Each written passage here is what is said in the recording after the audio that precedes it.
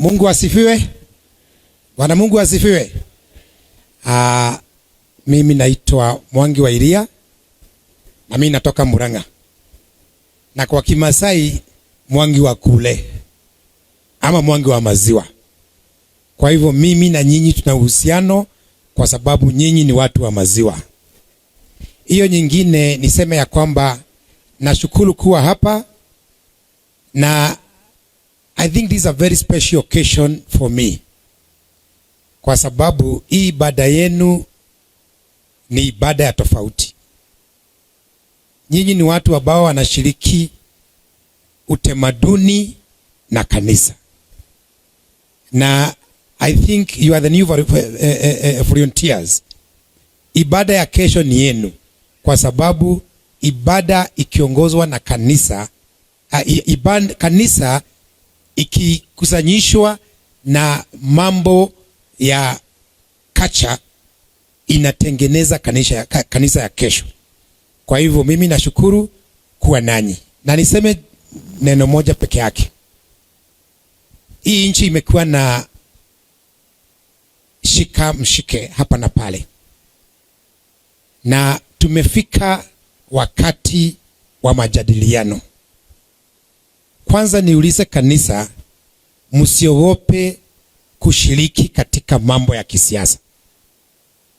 Kwa sababu nyinyi ni wapiga kula na hii nchi ni yenu. Nchi bila msingi wa kanisa hakuna nchi. Kwa huo mwaka mmoja, mimi nikisema ukweli, nimeona kama kanisa imeondokea kidogo masuala ya kisiasa.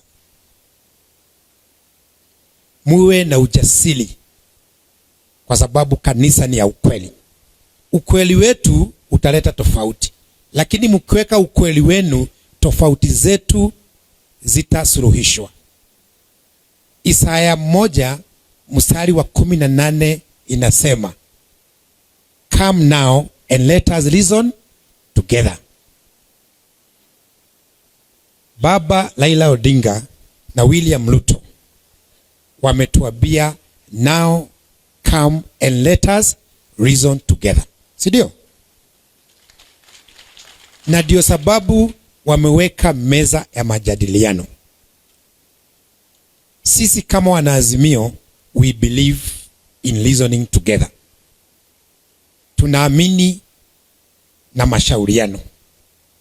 Na our commitment in that process is 100%. Kama kanisa, nataka mkemee,